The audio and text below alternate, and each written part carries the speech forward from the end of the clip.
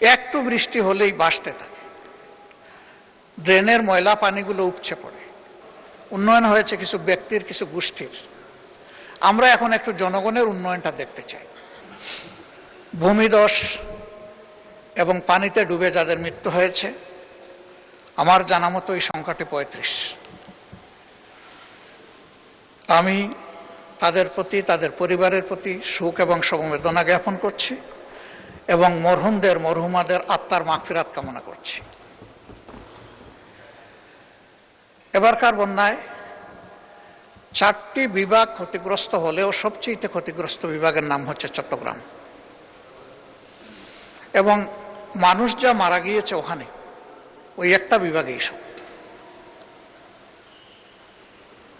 এই বিষয়ে সরকার ইতিমধ্যে গুরুত্ব দিয়েছেন, আরও গুরুত্ব দেওয়ার জন্য আমরা আহ্বান জানাই।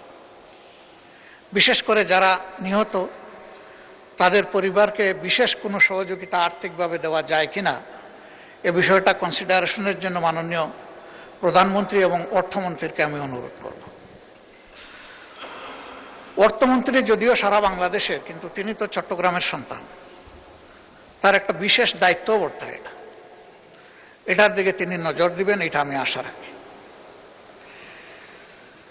এর পাশাপাশি রাজধানী শহর ঢাকা, এটি আমাদের জন্য বেদনার এবং লজ্জার। একটু বৃষ্টি হলেই ভাসতে থাকে, ড্রেনের ময়লা পানিগুলো উপচে পড়ে, জনস্বাস্থ্য হুমকিতে পড়ে, আমাদের সন্তান সন্ততিরা বিশেষভাবে কষ্টে পড়ে, বৃদ্ধ রুগ্ন মানুষগুলোর জন্য নতুন সমস্যা দেখা দেয়। অনেক ক্ষেত্রে এই ময়লা পানি আবার আমাদের পানীয় পানির লাইনের সাথে কোনোভাবে কানেক্টেড হয় এবং সেইটাও পলুটেড হয়। এইসব মিলাইয়া আমরা একটা স্থায়ী, দীর্ঘস্থায়ী সমস্যার মধ্যে পড়ে গেছি। আমি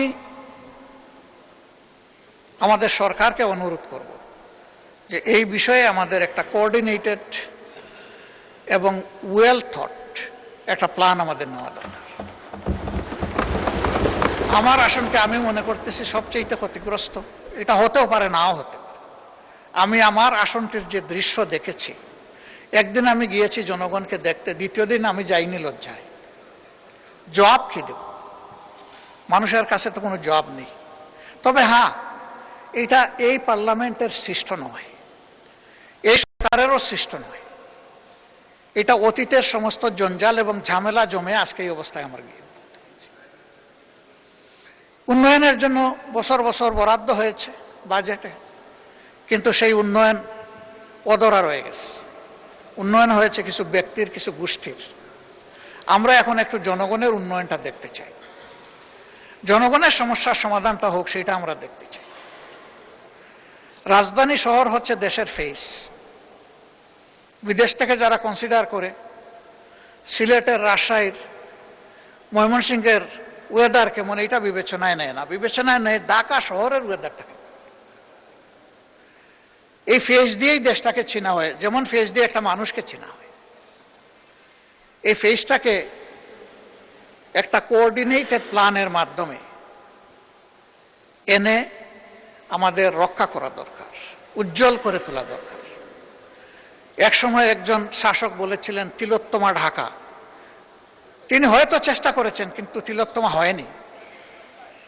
বরঞ্চ এই ঢাকা দিনের পর দিন মলিন হয়ে যাচ্ছে। এই মলিনতার হাত থেকে রাজধানীকে বের করে আনতে হবে মাননীয় স্পিকার। এর জন্য প্রয়োজন হয় বাজেটে বিশেষ বরাদ্দ রাখা উচিত। সেই বিশেষ বরাদ্দ রেখে রাজধানী শহরটাকে অন্তত প্রোটোটাইপ হিসাবে আগে আমরা একটু ভালো করে তুলি, এরপরে আস্তে আস্তে আমরা অন্যদিকে যেতে পারবো। আমরা চাইলেই একদিনে সব পারবো না, কিন্তু বিদেশি মেহমান বলেন, আমাদের বন্ধু রাষ্ট্রের বিভিন্ন কর্ণধার বলেন, আসে তো ঢাকায়। এটা দেখা মাত্র তাদের একটা স্টাডি আমাদের সম্পর্কে হবে, তারা সেভাবেই আমাদের সাথে ডিল করবে। এখান থেকে শুরু হোক, ডিলটা এখান থেকে মারা হোক, সারা বাংলায় ঢেউ উঠবে ইনশাল্লাহ।